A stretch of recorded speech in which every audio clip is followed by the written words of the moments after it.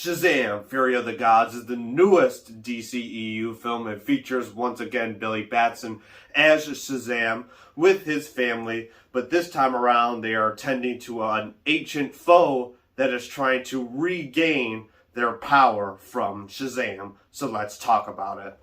Shazam! So what's going on, guys? Welcome back to the channel, and today I'll be talking about the newest DC superhero film, Shazam! Fury of the Gods. So my initial thoughts on Shazam 2 are, I thought it was okay, but I didn't think it was absolutely fantastic, but I didn't think it was absolutely terrible. When I went into this movie, I thought it was going to be complete garbage, but I was actually pleasantly surprised that it wasn't an absolute dumpster fire. So let's talk about why.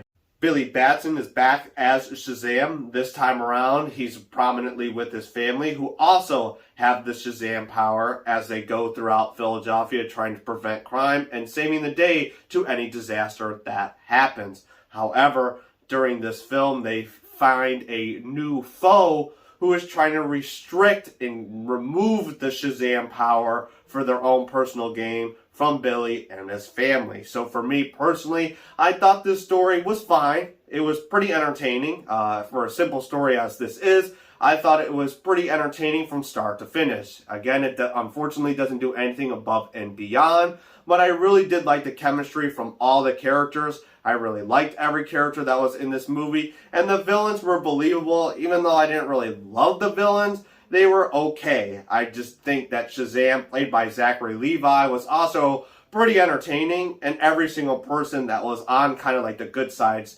side were also pretty entertaining. For a simple story as this is, I felt as if everyone carried it to something that was pretty good. Speaking of Zachary Levi, I'll talk about the acting really quick. So obviously Zachary Levi and every other individual that is in this movie did a really good job, in my opinion.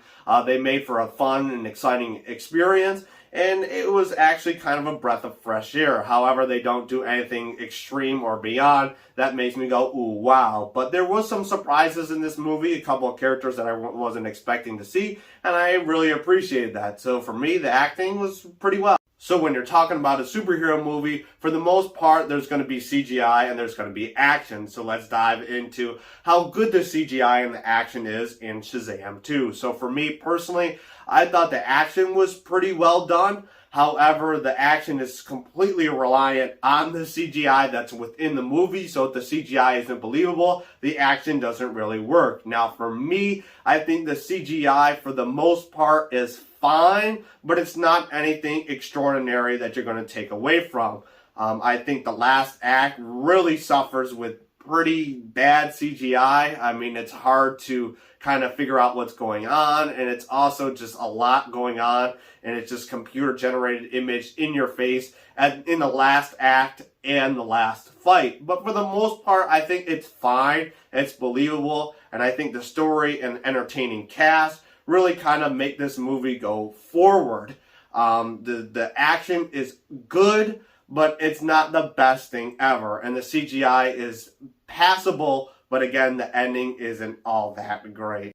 So before I give my final thoughts and my grade for Shazam 2, I want to give a couple of negatives. So for me personally, I don't think Shazam 2 is really all that rewatchable. Even though I enjoyed the time that I watched it, I left the theater and going, I'm probably never watching this movie ever again, and I'm probably not going to buy it. Now, obviously, you can see I have the first copy of Shazam here, and it's kind of like Shazam 1. I thought it was pretty enjoyable the first time I watched it, but I never watched it again, and I have no idea why I bought the first one in the first place. And the second thing I would say in regards to negatives in Shazam 2, there's a couple of silly things that happen in the last act that are kind of entertaining, but they aren't, just kind of silly. And there's one relationship that's between this Fred character, the Freddy character, who is basically Billy's best bud, and this character whose name is Anne. There's a weird kind of dynamic between them. I think it was fine, but I just kind of didn't care about it at all. And the movie was trying to force it really in your face, and I was just like, I really just don't care about this. So yeah, that's pretty much my negatives on Shazam 2.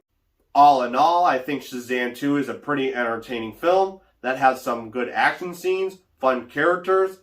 However, it has a pretty simple plot with some dodgy CGI, and it just doesn't quite stick its landing. So I'm going to give Shazam Fury of the Gods a thumbs sideways. So for me, I thought Shazam 2 was going to be absolutely horrendous. When I went into it, I thought I was going to absolutely give it a thumbs down. But I think the characters and the story and the overall entire experience for Shazam 2 was actually pretty well done. However, it just can't get over the hump for me to give it a thumbs up. Because again, I'm not going to be watching this movie anytime soon. I'm probably not going to buy it, and I'm just going to forget it instantly. But it was a pretty enjoyable film. Now, should you go see this film? I think you'll have a good time if you go to the theater and watch it. If you don't want to go to the theater, it's probably going to be on HBO Max at some point after its theatrical run. And I think it's well worth a watch in general. But I just don't think you're going to be watching this movie over and over again. But I would recommend you go see this movie at some point. There you have it. That's my review for Shazam, Fury of the Gods. Now, before I leave, I want to give you a quick update for my YouTube channel. So basically what I try to do for this channel is make one video movie review per week on a movie that has just recently released in the theater or a movie of my choice if I don't like the movies that come out in the theater or there's no movie at all. And so for the most part, I've been making that promise and making one video a week. However, I think I'm going to change it up a little bit. So you'll still get the one video a week for a movie. You might get two depending on what I'm thinking of, but you'll now get more shorts. So I'm going to try to do a couple of movie reviews on YouTube Shorts. You know, if it's a movie that I watch in theaters and I didn't really care that much about it, or if it's a movie that I watch at home or wherever I may be, I might do a quick YouTube Shorts. So I'm not going to guarantee you how many I do per week, but I'll try to at least do one. So throughout my channel now, per week, you'll get at least one movie review that is in video format and one review that is in short format. So look forward to seeing those types of videos. So that's going to be about it. If you watched this, I really do appreciate it. If you liked it, please click that like button. And if you want to see more, hit that subscribe button so I can see you next time. Till then, peace!